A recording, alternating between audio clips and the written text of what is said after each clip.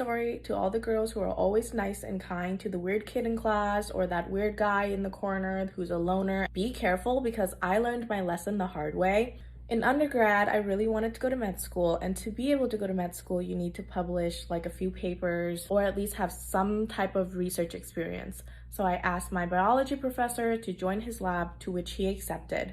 Great. And then my biology professor introduced me to another kid who was a couple years older than me at the time. We're just going to call him Adam. He was supposed to be my research mentor, and he's supposed to teach me everything that I know. And Adam, literally just imagine your typical skinny, nerdy Asian kid. But for some reason, he thought he was the hottest shit in the world. He would keep saying weird stuff like, oh, all the girls in OChem want me. And I would be like, what do you mean they want you? Like, they probably want you to help them with OChem, because he was actually very smart, very intelligent. But he'll be like, no, they want me because I'm so hot. And I'm just like Adam, like, chill. Also, this kid has no friends, so I felt obligated to kind of be his friend, and he basically confided in me with everything. Then he started purposely scheduling our experiments so we would have to come into lab from like 9 p.m. to 2 to 3 in the morning. Usually with research, protocols can take a really long time, but you can time it out. Most people can come in from like 8 a.m. to 8 p.m. at the latest, but he was purposely wanting me and him to come into lab in the middle of the night.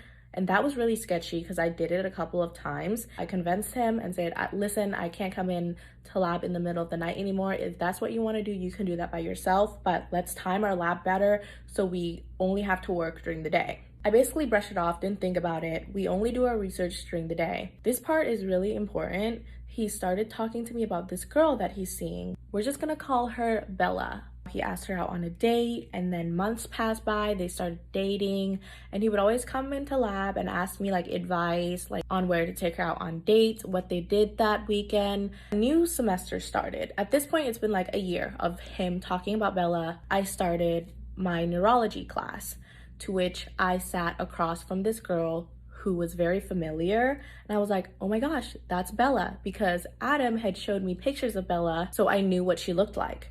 So I went up to Bella and I was like, hi, like, I'm Mukta, I'm Adam's lab mate. She was really scared, and she was like, how do you know me? How do you know what I look like? How do you know my name? Your boyfriend told me about you. Like, you guys have been dating for a year. I've heard so much about you. And she was like, Adam is not my boyfriend. Part 2, because I'm running out of time, and it gets worse. This is part 2 of how I found out my research mentor was a stalker. If you haven't seen part 1, check that one out first. Before, I've always known that Adam was a little off just because of the things that he says in lab. For example, we got in an argument one time because he just kept talking about himself so much and that other girls really find him attractive. So he gave me some examples that if he's sitting in a class and a girl's pupils are dilated, to him that means she is interested in him. Or if the girl is wearing glasses, I wear glasses, and she keeps pushing her glasses back up her nose, you're signaling to him that you're interested in him.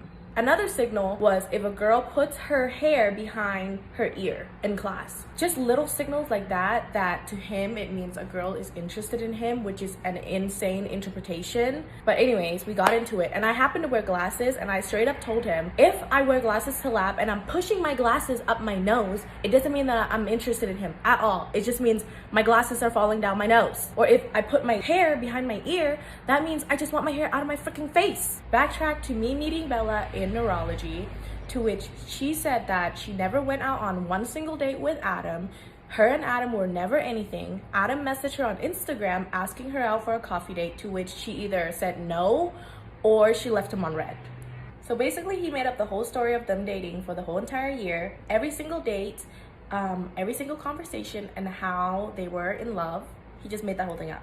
Turns out Adam was actually stalking her. She showed me screenshots of the messages that he had sent her like over and over and over, and it was something like, why don't you want to be with me? Like, one day we're going to be together again. Like, our love is too powerful. And another message that was really alarming was, I'll wait for you until one of us dies, or something like that. Bella had also told me that somehow he would figure out her schedule and he would sign up for the same exact classes as her, so he would see her in class.